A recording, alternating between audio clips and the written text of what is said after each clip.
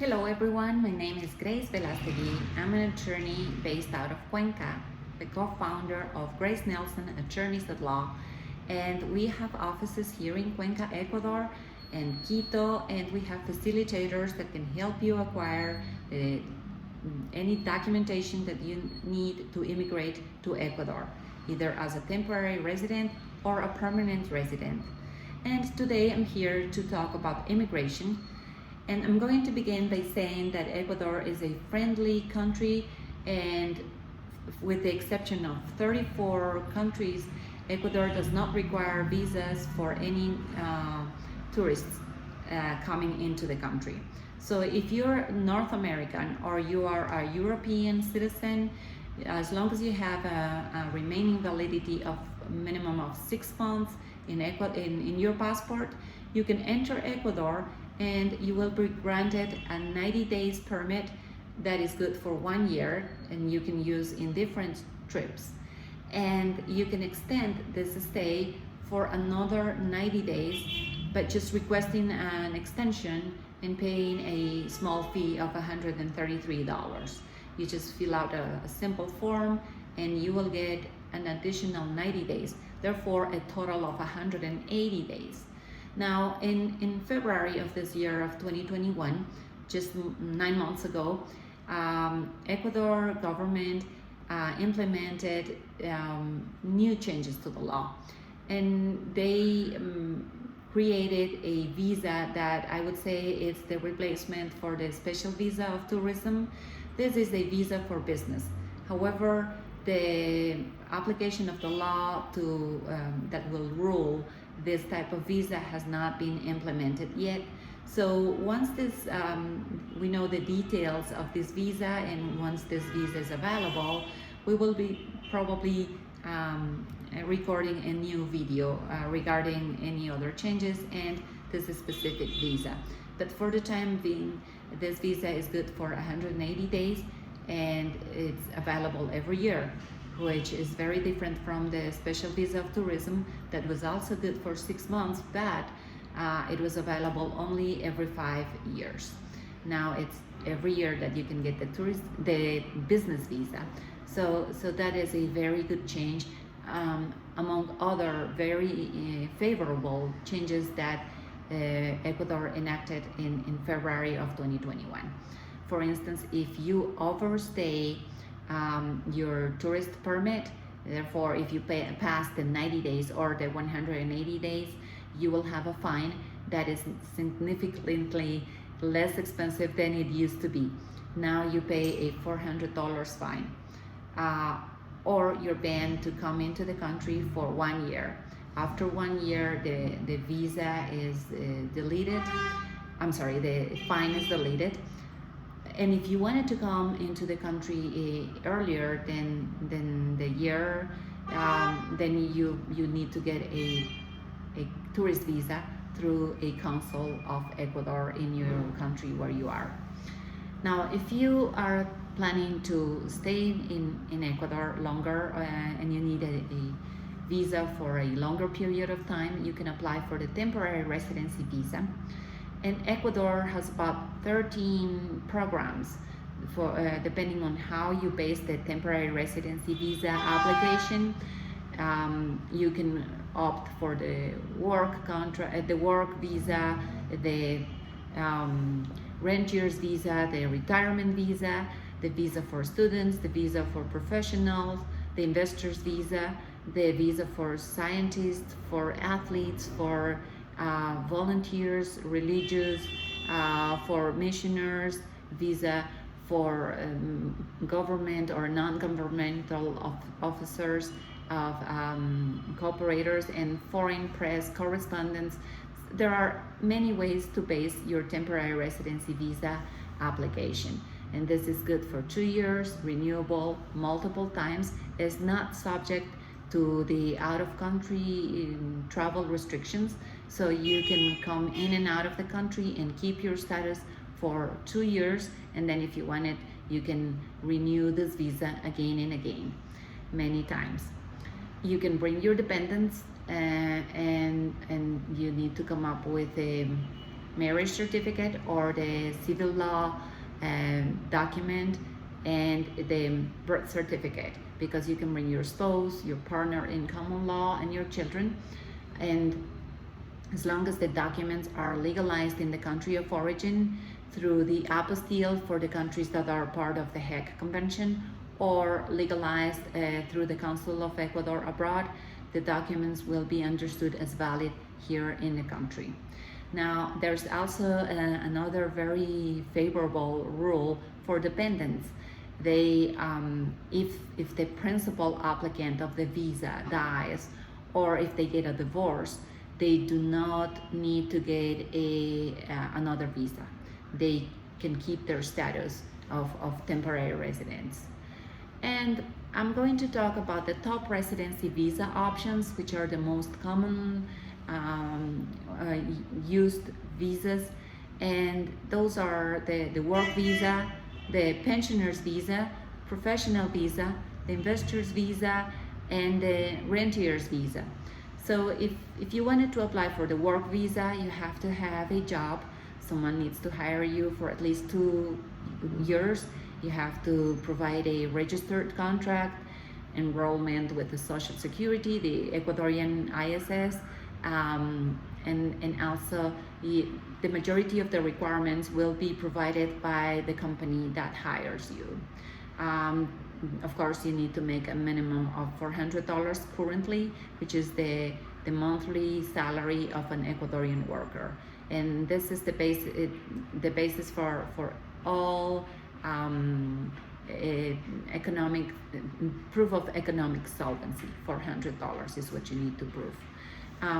So the retirement visa is also a very good option for those who have a pension for life that they can prove through a benefit letter from Social Security, VA, 401k, any pension plan that you have in your country, as long as you bring the proof of monthly income that pays at least $400 per month for yourself and your dependent. So you don't need to add any additional funds as proof of income if you bring a dependent. The investor's visa is another very good option to apply for temporary residency, and to do so you have to come up with $40,000, make an investment in an Ecuadorian credit union or buy a CD in a bank, and according to how you sign up, they will pay interest every month, every quarter at the end of the term, but you need to keep the principal invested for 2 years minimum. You can also purchase a property for $40,000, and you need to show that amount in the deed of ownership. Also the CD will be kept in the hands of the central bank, so it can remain untouched. Of course, if you need to recover the CD, your visa will be canceled. The rentier's visa is also very convenient, and it's a visa for those who have any income that is steady from an investment that you have abroad, or annuity or royalties, or if you have income from a trust, or even if you have a lease contract that has been legally registered in your country of origin, and you can prove ownership of the property that you are leasing for at least 2 years, and you receive a payment every month for $400, and you can prove so with bank statements, you will be granted a rentier's visa. So those are the most common ways to base temporary residency visas, and you can renew the visa after 2 years of and you have no travel restrictions. Now, if you are committed to live in Ecuador and you want to apply for the permanent residency, then the requirement is that you've not lived the country for 21 months, so that you have a stay of 21 months continuous as a temporary resident in Ecuador to apply for the permanent residency. The common requirements to apply for permanent residency and for temporary residency is the National Police Report. And if you are from the United States, you will need to bring your FBI report and the state police report, of course, apostilled. Or for Canadian citizens or other citizens, the documents need to be legalized through the Council of Ecuador, and you will need to contact them, and we will be able to also help you with the rest of requirements depending on the type of visa that you need to apply for. Because these are not the only programs available, but it all goes case by case. So if you want to contact us, drop us an email to ecuador@gracenelsonattorneys@law.com. I'm sorry, gracenelsonlaw.com. And you can also call us to our US number, which is 651-621-3652, or send me WhatsApp or give me a call to my number in Ecuador, 593-996-110451. This is how you can contact us to help you with your immigration process, purchase of property, any contracts, or any legal matters that you have in Ecuador.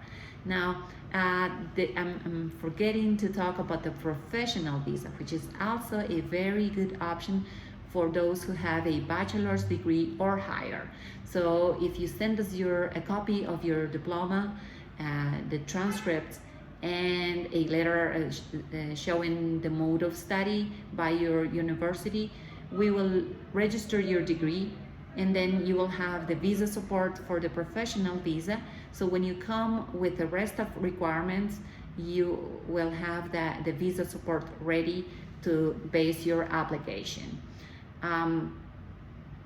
Now, if you wanted to bring more dependents than just your close family, you have to have a permanent residency. So once you become, after 2 years, when you apply for the permanent residency, you are able to bring your in-laws included. So second degree of family members within, and so you can bring your dependents within the second degree of consanguinity or second degree of affinity. That includes your parents, your children, their family, their in-laws, your grandparents, and your grandchildren. So once you become a permanent resident, you can bring family, and that's very convenient. And you only have to wait 2 years to do so. However, once you are a permanent resident, you will have some restrictions for traveling. You are not to leave the country for longer than 180 days per year for the first 2 years of residency.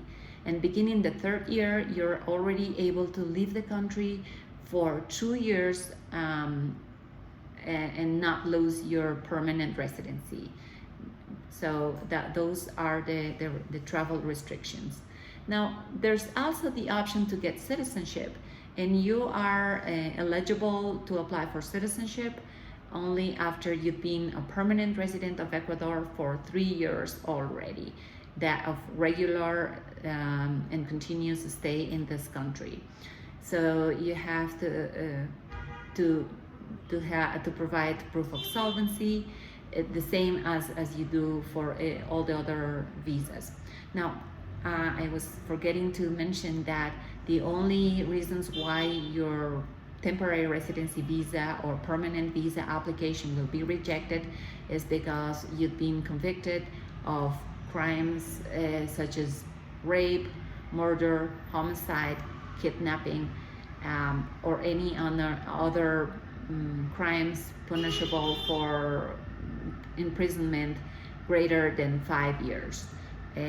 But if you have other misdemeanors or violations to the law, such as DUI or domestic violence or others, minor theft, etc., be prepared to come to an interview with the immigration officers and we will be happy to help you and accompany and translate for you, and also help you with the appeals for any visas that did not go through. We will also provide the legal information you need before you even come to the country. So contact us. Make sure that you give us a call to our US number, or drop an email to ecuador@gracenelsonlaw.com, and we will provide the information upon signing of the service contract. So we hope to be able to help you with your immigration process to this beautiful country. And if you have any questions, let us know. Thank you.